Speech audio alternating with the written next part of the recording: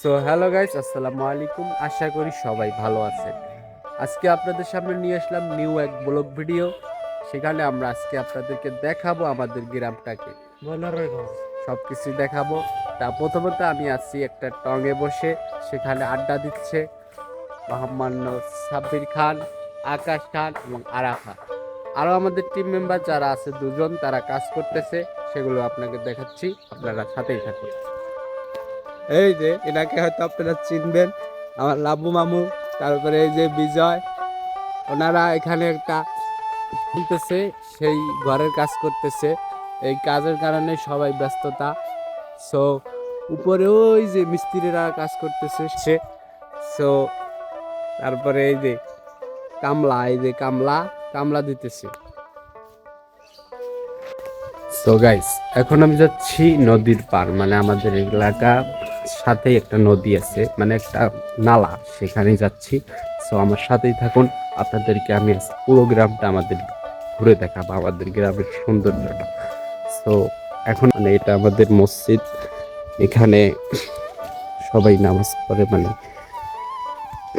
তো hello guys, ওই দেখেন এই যে মসজিদের গাছ, এই যে মসজিদের কাটল চুরি করতে উঠছে দিনে দুপুরে, তাকে আমরা ধরে ফেলছি।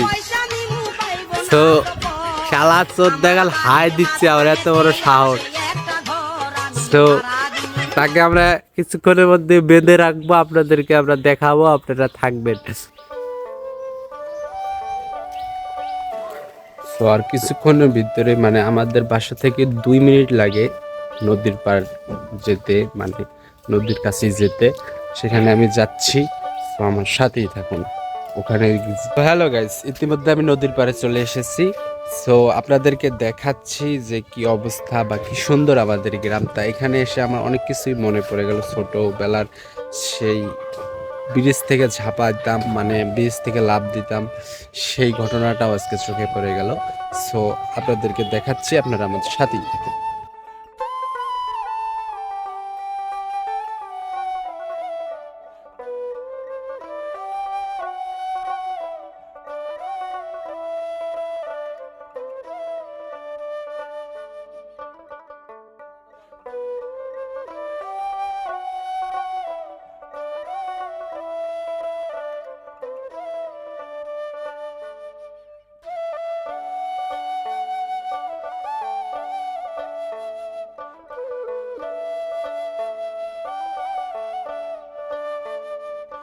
ছোট্ট মেলা সেই বন্ধুরা কই, কেন আমি আর সেই আমি নই। আজ অনেক বছর পরে খুঁজে ফিরি, কোথায় আহারে। তাদের মজা দেখে আমি একটা ঝাঁপ দিলাম।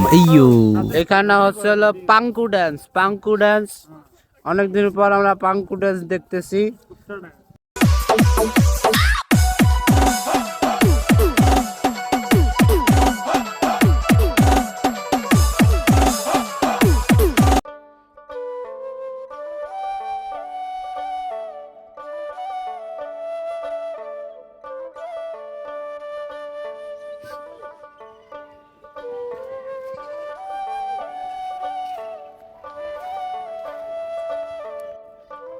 তো এটা হলো ফুলবাড়ির আড়া, আমাদের এখানে সবাই চেনে, অনেকে উলিপুর ডিস্ট্রিক্টের প্রায় সবাই চেনে, এটার নাম হলো ফুলবাড়ি আড়া।